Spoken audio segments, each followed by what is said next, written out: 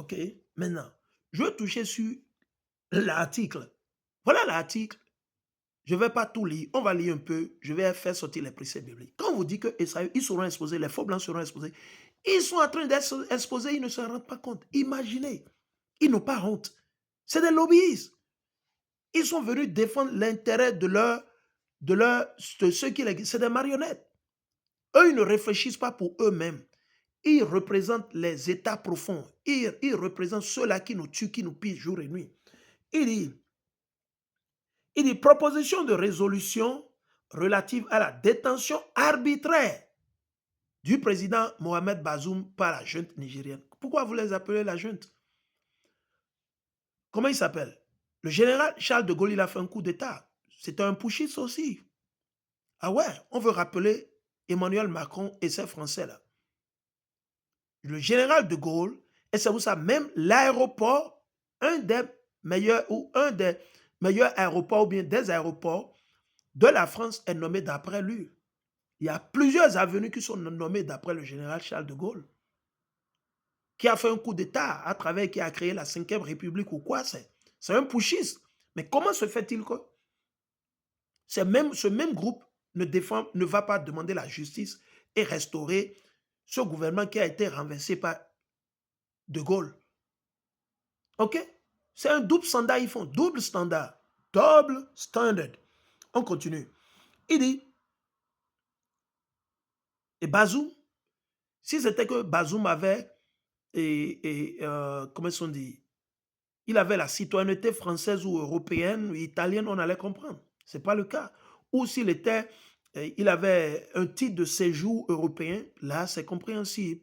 Il vit en Europe, ok, il paie les taxes, les impôts, ok, c'est compréhensible. On va voir, ok, peut-être c'est à cause de ça. Mais ce n'est pas le cas. Ces gens, c'est des lobbyistes. Je vais vous dire ce que c'est qu'un lobbyiste. Je vais vous dire, allons, on va lire ici.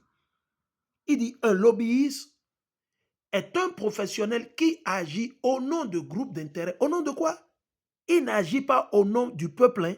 Il agit au nom de groupes d'intérêt. Quels sont les groupes d'intérêt? Elf, Total, Orano, Canal+, Canal Horizon, BFM TV, je ne sais pas, toutes ces institutions. OK? Ce n'est pas le peuple, hein. Il dit au nom de groupes d'intérêt particuliers. Ce n'est pas de la population, il n'agit pas au nom des citoyens de la France, de l'Espagne, de l'Allemagne. Non, ils agissent juste pour défendre les intérêts des États profonds, de ces marionnettes, de ces gens avec le petit chapeau qui les contrôlent, qui ont les codes, qui les ont mis tous dans les salles dossiers de Epstein. Ils sont tous dans les salles dossiers de Epstein. Et pour pouvoir distraire le monde, le peuple, et séduire le reste, ils ont commencé par attaquer, comment ils sont dit, les pays qui sont en paix. On va voir, il dit, d'entreprises, il défend les entreprises. Ils défendent les entreprises. Ils défendent les entreprises. Ils défendent les entreprises, ces institutions. Oui, ils ne défendent pas la population française. Ils ne défendent pas la population allemande ou la population italienne, non. Il dit, ou d'organisation afin d'influencer les décisions prises par les responsables gouvernementaux, les législateurs ou les organismes de réglementation. Ils ne sont pas des gens élus. Les lobbyistes, ces gens qui ont adopté, ils ne sont pas élus. Personne ne les a élus. Ils n'ont pas été élus. Ce sont les entreprises, les institutions qui les paient de l'argent, des centaines de millions chaque année, chaque jour, pour aller défendre leurs intérêts auprès des législateurs.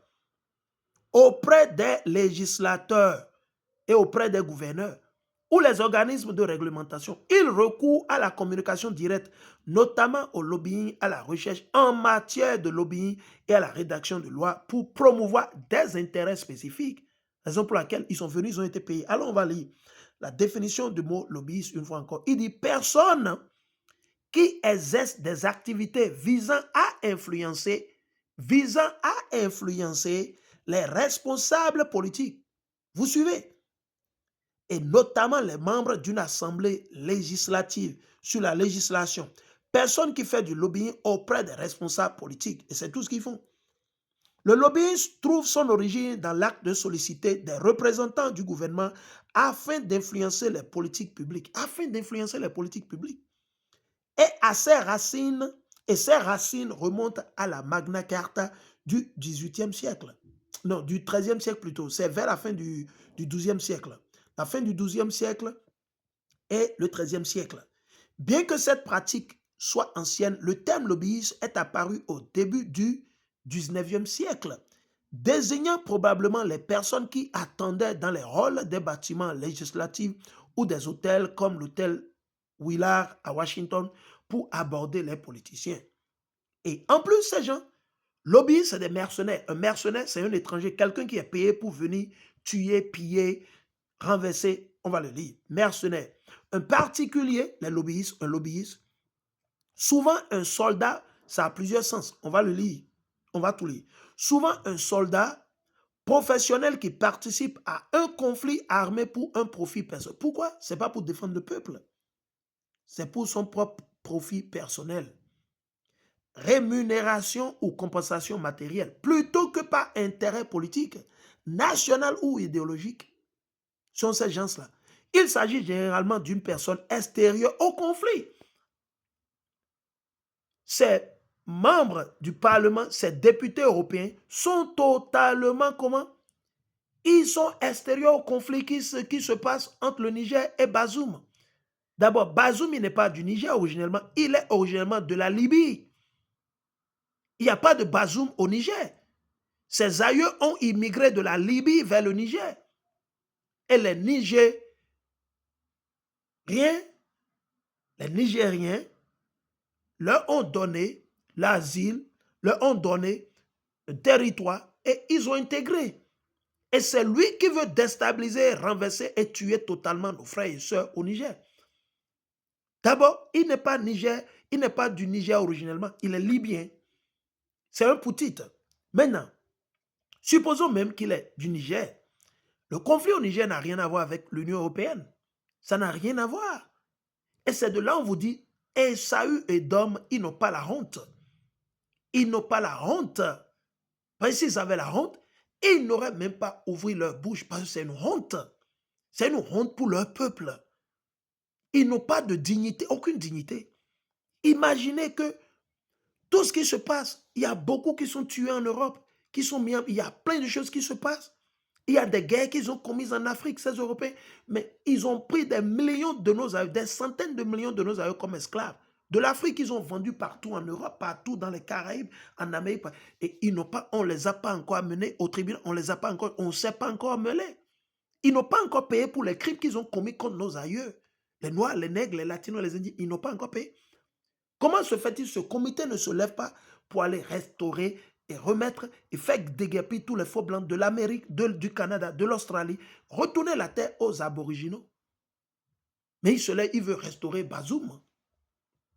Vous savez ce qu'il dit? Il dit, il s'agit également d'une personne extérieure au conflit. Ils sont extérieurs au conflit. Vous avez vu? Ils sont extérieurs au conflit, mais ils se mêlent. Imaginez. À cause de ces traites qui sont là. Et selon les directives de CICR, d'un membre des forces armées d'une partie au conflit. On va continuer. On va continuer. Il dit, aspect et clé et exemple d'utilisation. Le terme mercenaire, comment il faut l'utiliser, il faut l'appliquer. On lit. Usage militaire. Premièrement, il y a un terme militaire. Mais avant qu'il ne soit militaire, c'était biblique. Ah oui, je vais vous le montrer. Allons dans le livre de Jean. Allons dans Jean. Je vais vous le montrer. Avant qu'il ne soit militaire. Non, le terme a été utilisé dans la Bible premièrement.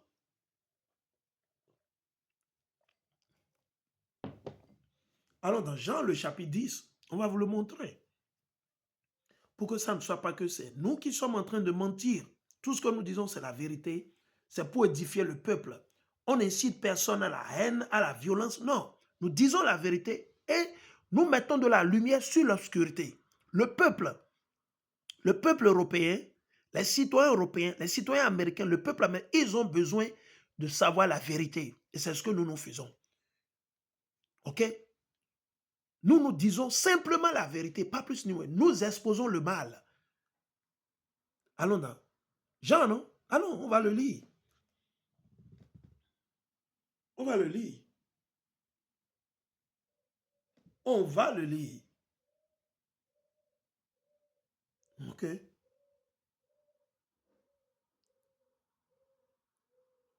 Alors, on va le lire maintenant. Boum. On va lire. Je suis dans... Ça, c'est de la bouche de Hamashiach. Donc, ici, premièrement, le mot mercenaire. Quand vous lisez dans d'autres versions, vous allez le lire, le verset 10. C'est le voleur. Mais le verset où c'est écrit que l'homme qui ne travaille que pour l'argent, c'est un mercenaire. C'est un lobbyiste. Un lobbyiste, un mercenaire. C'est la même chose. On va le lire. Jean, le chapitre 10, le verset 10 jusqu'à 13. Le voleur vient uniquement pour voler, tuer et détruire. Ils vont en Niger, ceux-là qui sont, ils ont fait une motion de résolution ou quoi, c'est pour faire quoi? C'est pour aller voler, tuer et détruire nos frères et sœurs au Niger. Nos frères et sœurs, comment ils sont dit? Au Mexique. Qu'est-ce que Donald Trump a fait la fois passée au Venezuela? Il est parti voler, tuer, détruire. C'est tout ce qu'il est parti faire. Il est parti voler l'huile. La Bible ne ment pas. Tout est là. Ça, c'est de la bouche de Hamashiach. Comment Donald Trump peut défendre Donald Trump, un Édoumien, un soi-disant un blanc, un faux blanc, comment il peut défendre les intérêts des Latinos? Ces aïeux n'ont pas défendu les intérêts des Latinos. Ils ont tué, ils ont exterminé, ils ont pillé les Latinos. Ces aïeux, ils n'ont pas défendu. Ils les ont pillés, ils les ont massacrés, ils les ont tués. C'est aujourd'hui qu'il va défendre. Non. On dit le serpent est toujours le serpent. Il va mordre. Le serpent est toujours le serpent. Le scorpion est toujours le scorpion. Vous ne pouvez jamais faire amitié avec le scorpion ou jouer avec le serpent. Ils vont vous mordre. Le serpent, c'est un serpent. Pas plus ni moins. Un chien, c'est un chien. Vous ne pouvez pas changer leur nature. Ils ont toujours cette méchanceté-là cachée. Et le jour où ils vont vous le faire sortir. Ouais, il vient. Le voleur vient uniquement pour voler, tuer et détruire. Ils sont venus pour ça. Ne nous leurrons pas, disons la vérité. Mieux vaut dire la vérité le matin et se reposer le soir. C'est ce que nous disons à tout le monde. Si vous ne voulez pas tomber dans les collimateurs de l'Éternel, si vous ne voulez pas que les anges de la destruction, de la mort, si vous ne voulez pas que les tremblements de terre qui vont venir, les jours à venir, prennent votre maison, votre famille, vos enfants, alors restez du côté de la vérité. Faites la justice. Rejetez l'injustice. Rejetez les méchants. Exposez les méchants. Dites la vérité. Qui a attaqué l'Iran? C'est les faux blancs. Qui? Donald Trump, qui représente les faux blancs. Et qui a été supporté par tous les autres faux blancs. Soyons sincères. On ne dit rien de méchant. On n'incite personne à la violence ou à la... Non. Qui a attaqué l'Iran? Qui a attaqué l'Iran premièrement? Il y a de cela, ils avaient attaqué l'Iran. L'Iran avait pardonné. Il a pris les trucs tranquilles. Tout à coup, ils sont en train de parler de négociations. Tout à coup, ils ont encerclé l'Iran. Ils ont commencé par attaquer l'Iran. Et vous voulez nous dire ça, gens? Donald Trump, lui, aujourd'hui, ses alliés ont déjà attaqué l'Iran et ils ont instauré un gouvernement de traite à la tête de l'Iran. Les Iraniens n'ont pas oublié. Ils n'ont pas oublié. C'est eux qui ont la blessure. Qui les a poignardés? Les Américains, avec l'aide, bien sûr, de leurs frères, de soi-disant, de l'Europe. Et c'est la même chose parce que l'Iran est bourré de ressources naturelles. L'or, le cobalt, le gaz, le pétrole, ils ont plein de choses. Donc, les gars avec les petits chapeaux, les synagogues de Satan, les imposteurs, ces états profonds qui ont monté Jeffrey Epstein pour pouvoir les mettre tous dans leur piège, pour pouvoir les guider, les contrôler et les amener à les forcer à faire des trucs qu'ils vont jamais, qu'ils ne devaient pas faire. Ce sont ces gens-là. Ils travaillent. Ces gens qui ont voté cette résolution il y a 4 jours au Parlement européen, ils sont contrôlés, téléguidés par les gens-là qui portent le petit chapeau. Ils sont contrôlés par ces démons, ces bâtards. Ils sont contrôlés. Ils sont contrôlés. Il n'y a rien de nouveau sous le soleil. Rien, rien, rien, rien. Donc il dit quoi? Le voleur vient uniquement pour voler, tuer et détruire. Ah oui. Donald Trump, vous pensez que lui qui a injurié toute l'Afrique, que c'est un quoi? C'est un trou à caca. En anglais, what did he say? He said, Africa is a shithole country. Il a injurié toute l'Afrique. Il a dit que l'Afrique n'est qu'un trou à caca, un trou à excréments. Alors, laissez les gens là qui sont sur le continent africain, laissez-les tranquilles.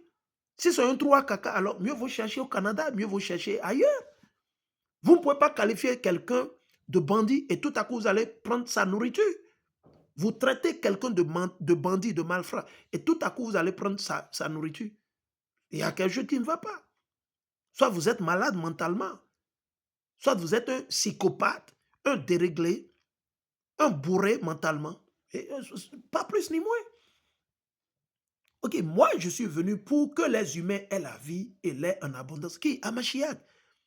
La seule personne pour qui vous devez vous battre, vous défendre la vérité, c'est Hamashiach. C'est lui qui est venu, c'est lui qui a été pendu. C'est Donald Trump qui a été pendu sur le bois pour vous sauver. C'est Emmanuel Macron. Alors on n'a aucune leçon à recevoir d'Emmanuel Macron. Aucune leçon. Est-ce qu'il sait comment nettoyer son arrière? Est-ce qu'il peut lui-même nettoyer proprement son arrière? Il ne peut pas. Donc il ne peut pas nous enseigner, il ne peut pas nous parler de culture ou bien de quoi que ce soit. Il est loin, ils sont trop loin. C'est à nous de leur enseigner comment se laver, comment s'habiller, comment... Oui, c'est à nous de leur enseigner, pas à eux. Et il se lève, il veut dire maintenant que, oh, que Bazoum a été... Bazoum est en procès entre le Niger, les Nigériens et Bazoum. Ça n'a rien à voir avec ces gens-là. Et ces gens salissent le reste des Européens. Et les Européens doivent comprendre et dire la vérité. On continue. Il dit, je suis le bon berger. Ah oui, c'est Hamashiach. Le bon berger est prêt à donner sa vie pour ses brebis. Si Donald Trump aimait même les Américains, supposons que Donald Trump aimait, il a dit American first, right? Il dit que les États-Unis, un d'abord. Normalement, si c'était ça le cas, il devait être le premier. Quand il a voulu attaquer Maduro, il devait lui-même porter l'uniforme et aller devant, normalement. Mais c'est un mercenaire. Il est téléguidé, guidé par qui? Les gens avec les petits, les New York. Les New York. OK? Les New York, il est téléguidé par ces gens-là. Il est guidé, téléguidé par ces gens. Donald Trump n'est pas en lui-même. Ils l'ont déjà piégé. Ils l'ont déjà piégé. Son nom figure, les images, les photos, plus de 5000 fois dans les dossiers de Epstein, de Jeffrey Epstein.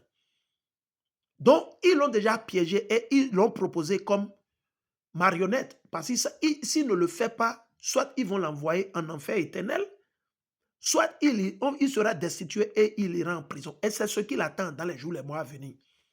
Je vous dis ces deux choses. Soit il sera les mêmes personnes pour qui il travaille, les états profonds, ils vont l'envoyer en enfer éternel. Enfer éternel. Il n'ira pas au repos éternel. Enfer éternel.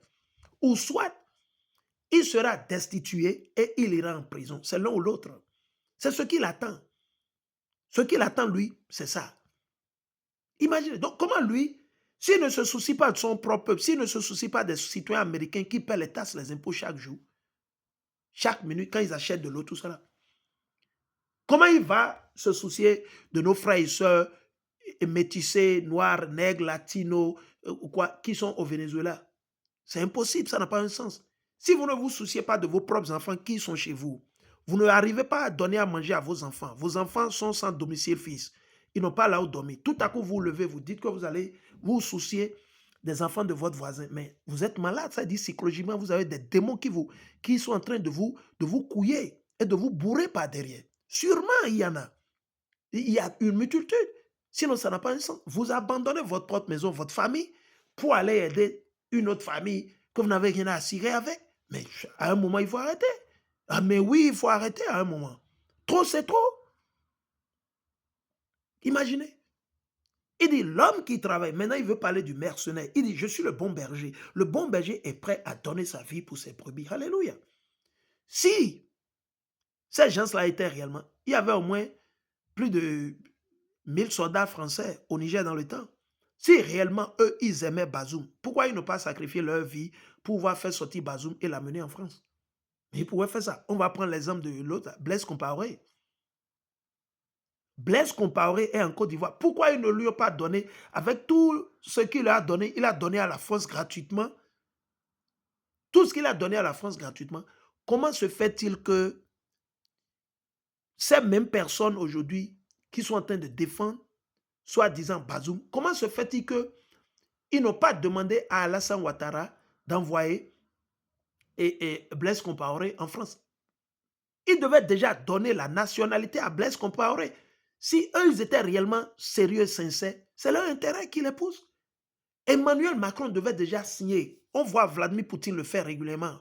Il donne des citoyennetés aux gens comme ça, paf, paf.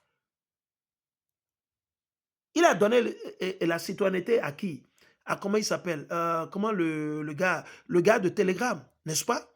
Mais il pouvait aussi donner, parce que à travers Blaise Compaoré, la France a pillé le Burkina. La France a pillé le Burkina pendant plus de 60 ans, 70 ans. Donc, normalement, pour ces gens qui ont mis leur vie en danger, qui ont pillé le pays, ont tué des centaines de milliers, des millions, appauvri des millions, la France, Macron, la moindre des choses, c'est de leur donner automatiquement, ici, dans le décret, je déclare Blaise Compaoré citoyen français. Tranquille. Mais ce n'est pas le cas. Parce qu'ils sont juste là pour leurs intérêts. C'est ça que nous vous disons, chers frères et sœurs noirs, parents, tantes, grand-mères, tout ça. Nous, moi, je suis que votre fils, votre enfant. Mais nous vous disons, asseyez-vous et réétudiez, examinez ce avec qui vous faites. Nous respectons leurs droits, nous respectons leur pays.